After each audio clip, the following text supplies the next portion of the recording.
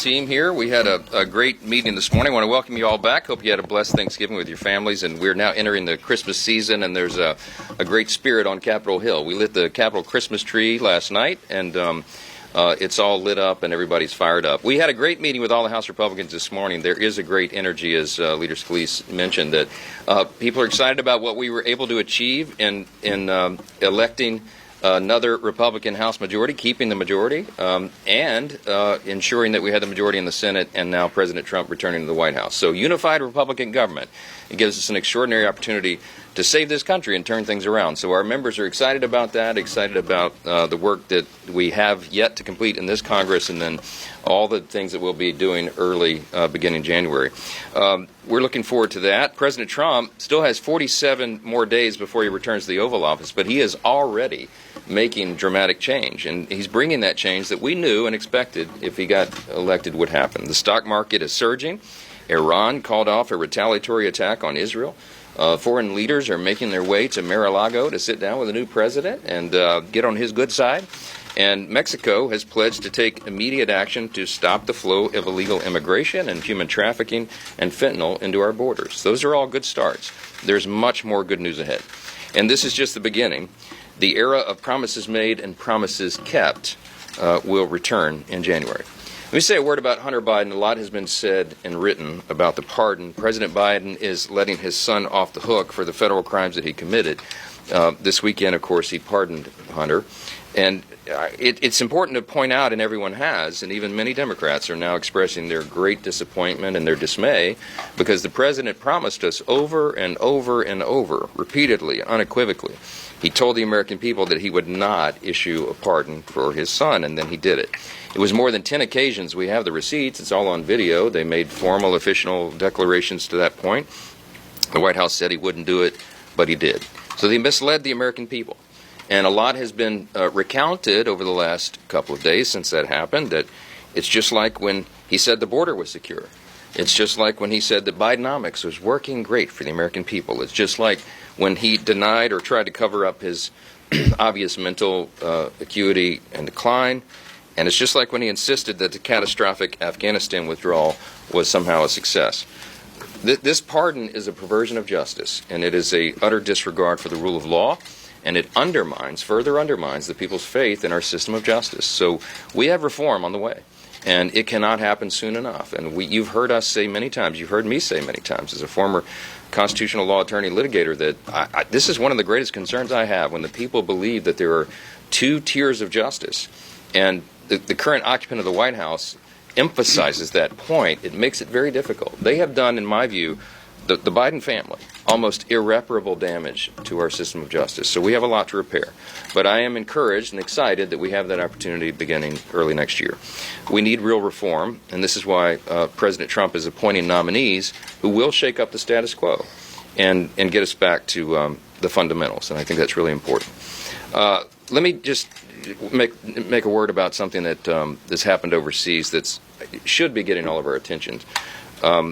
Just a point of personal privilege. Last Friday was a sad and shameful day for the English-speaking world. Why? That's because the UK Parliament voted to legalize euthanasia in their whole nation. It's an ancient truth that medicine should always heal and never harm. But the UK just joined Canada in twisting that definition of medicine and codifying the Orwellian language of assisted death into law. I just want to say this. America has always stood out as a beacon, as a shining city on a hill. We've stood out in this regard. Our declaration makes the bold proclamation, the acknowledgement that life is a gift from our Creator. Our founders called it a self-evident truth, that all of us are made equally by our Creator, and that He's the one that gives us our rights. And any society that rejects that truth about life as a gift from our Creator and adopts a culture of death is a society that is in the process of crumbling. So-called assisted death endangers the weak and marginalized in a society, and it corrupts medicine, and it erodes our obligations to family. And I hope and pray that the people of the United Kingdom will work through democratic means and reverse that legislation. As Speaker of this House in the U.S., I want to say that House Republicans are committed to rejecting socialized medicine and the nanny state, and we will promote and respect every life, no matter how old or sick or weak those persons may be. Last thing, the bomb threats. I just want to address this. Last week's threats against multiple members of this body. It is outrageous that even happened on Thanksgiving Day. Of all days, we had members of Congress facing bomb threats in their homes, in their districts. Republican or Democrat, I am personally committed to the safety of all members of this body and working with Capitol Police to keep everyone safe. This is a dangerous and insane behavior that we're seeing across the country, and it has no place in our country. And everyone needs to understand this. We need to state the obvious. Your political opponents are not your enemies, okay? We are all fellow Americans. So whoever's doing this, you will be found out, you will be punished, you will be in prison. And we're going to see to that. We have to treat one another with dignity and respect. We have to treat one another as fellow Americans because we are. And I think that's an appropriate message here at the holidays as every day throughout the year. So take your questions if you have a few. Yes, ma'am. Yes, ma'am. With the California race being called in favor of Democrats, it looks like House Republicans are going to have an equal majority. The last time to have even one seat with the three vacant seats that are coming up. How do you plan to keep your conference in line to be able to pass this agenda that you said? Well, just like we do every day here, we've developed an expertise in that. We know how to work with a small majority. That's our custom now. Look, at the final number, when it comes out, there's still some recounts taking place, but it looks like the final number will be 220 Republicans, 215 Democrats. And when three of our colleagues depart in the early part of the year, joining the administration, or one resign, it'll be 217 to 215. So, yes, do the math. We have nothing to spare. But all of our members know that. We talked about that today, as we do constantly, that this is a team effort, that we've got to all row in the same direction. I spent time yesterday with the Senate Republicans at their working lunch and the session they had, and talked with them, frankly, about that. In unified government, we're all on the exact same team. This isn't varsity, junior varsity. This is everybody on the varsity team together. I mean, Senate Republicans, House Republicans. And we have to think that way and operate that way. And so you're going to see that. You'll see great cooperation, bicameral cooperation between the two bodies, and we'll deal with a one-seat majority just like we will when we fill those other seats, 3 or 4, whatever the final number is. We'll get those filled by, I think, late spring, and we will proceed. The first 100 days agenda is going to be very aggressive. We have a lot to fix, and as we've been saying all along, we could be the most consequential Congress of the modern era because we've got to fix everything. We're working very closely with President Trump and his new team that he's assembled for policy and legislation, and we're excited about the days ahead. So I can tell you every Republican in the room is excited about that. Everybody wants to be a part of the great reform that we're going to bring to the country, and we can't wait to get started in January. So we're looking forward to that. Yes. Last week, Biden administration requested to attach to upcoming CR additional aid to Ukraine, $24 billion. Do you planning to do that? What is your position? I'm not planning to do that. There are developments by the hour in Ukraine.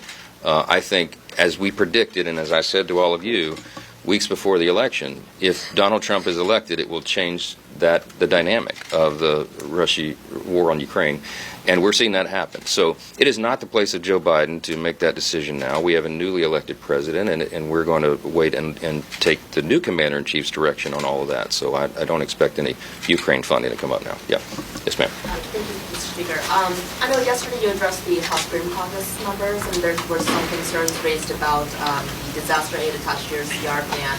How do you plan to, coalesce or to address those concerns, and in terms of that plan not having the all-stars? Yeah, look, like we do on everything, the disaster supplemental, everybody understands the necessity.